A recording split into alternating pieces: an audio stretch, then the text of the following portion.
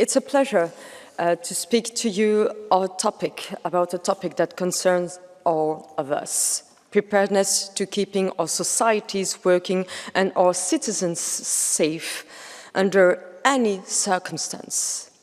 Today's existing and emerging threats facing Europe are many, complex, and they are frequently connected. That is why our preparedness strategy is based on an all-hazards approach, from natural disasters to man-made disasters and hybrid threats, which can often take unpredictable forms. It is a fact that no one can deny. Every year, more and more extreme weather disasters are striking our communities with tragic consequences, and they are happening with greater intensity than ever before. Flash floods, wildfires, heat waves, at the same time, the phones we carry on our pockets, our computers, social media, electrical grids, financial institutions, supply chains and raw materials are also vulnerables. No country can face these massive challenges alone. This is today's reality. So we must face it in an orderly manner with collective responsibility and solidarity. And we must pay particular attention to our most vulnerable citizens, children, the elderly, people with disabilities, and all those who are often the first victims in times of crisis. Honourable members, the bottom line is we must be ready for anything, even the unexpected. We must be able to maintain the vital services of our democratic societies, children going to school, hospitals delivering care, governments and parliaments continuing to fulfill their responsibilities no matter what happens. For that, we must take a holistic approach. Our reinforced preparedness cannot rely on isolated silos. It has to be systematic, coordinated, and integrated different areas. It must also be proactive to anticipate risks and challenges. Now, you may ask yourself, is this the role of the European Union? And the answer is yes.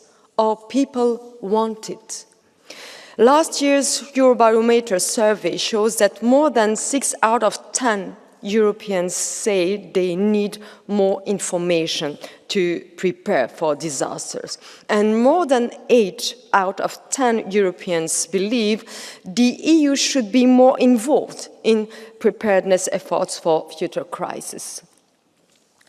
Honourable members, as Commissioner for Preparedness and Crisis Management, I have been endorsed by our President to work with Executive President Menza to present a preparedness strategy to help keep people safe, prepared and informed. I take this responsibility very seriously. This is not about preparing for war or alarming our citizens, quite the opposite.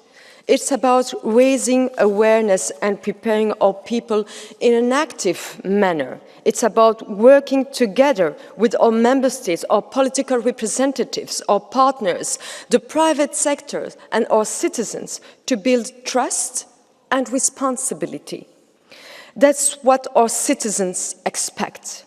And that's the promise of our union, a project of peace and prosperity. And to keep our promises, we are preparing. We must reach all our citizens. We will leave no one behind. That's why since the start of my mandate, I have visited countries around Europe. I have multiplied exchanges with ministers of interiors on security.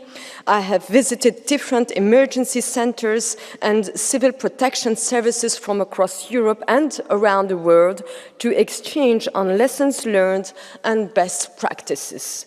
The EU preparedness strategy is the result of all of this, and is built on the Nielsen report by the previous president of Finland, with whom I had an extensive exchange as well.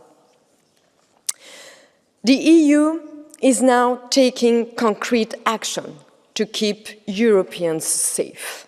Last week, we launched our Preparedness Union strategy. This is one of the first 100-day initiatives of the Commission's mandate. It is concrete, it is targeted and operational.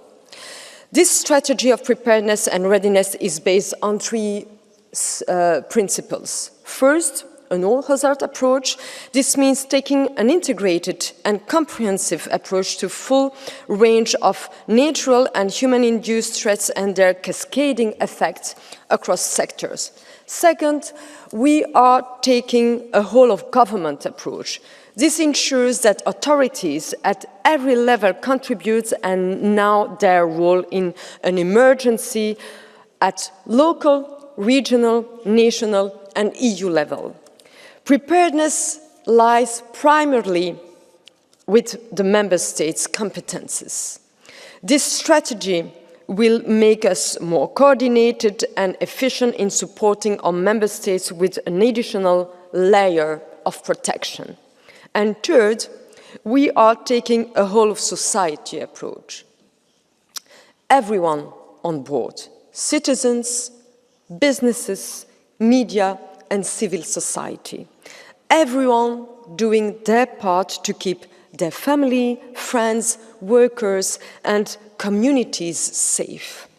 Our preparedness strategy set out 30 clear and concrete key actions.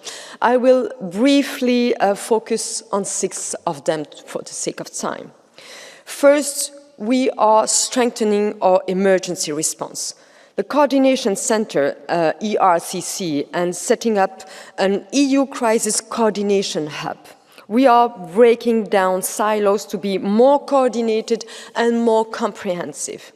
It will support coordination across sectors during a crisis, not just for civil protection, but across Commission services to address the spillover effects of today's complex crisis in areas like health and energy, for instance.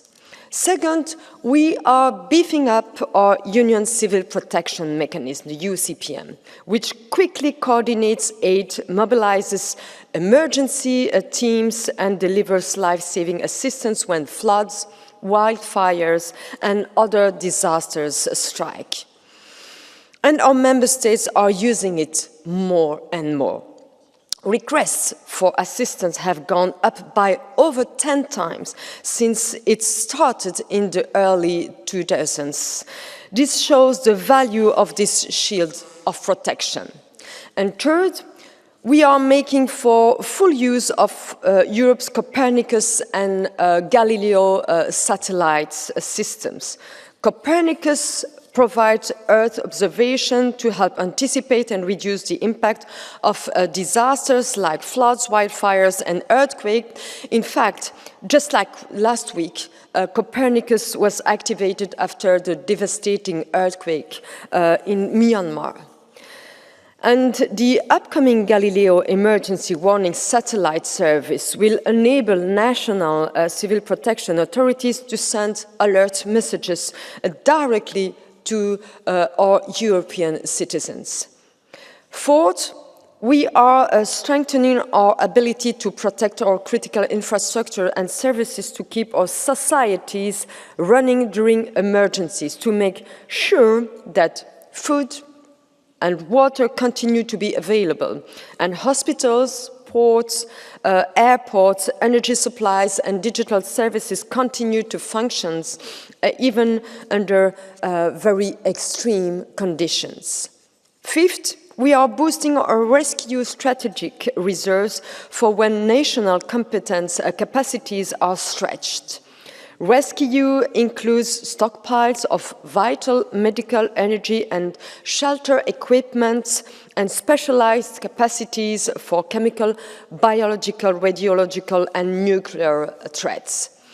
Just last week, In France, I visited a strategic rescue stocks with CBR and countermeasures and other equipment like emergency resuscitation equipment. And finally, sixth, we are strengthening our civil-military cooperation so investment can benefit civilians and military civilian services and infrastructure play a key role in supporting the military during emergencies.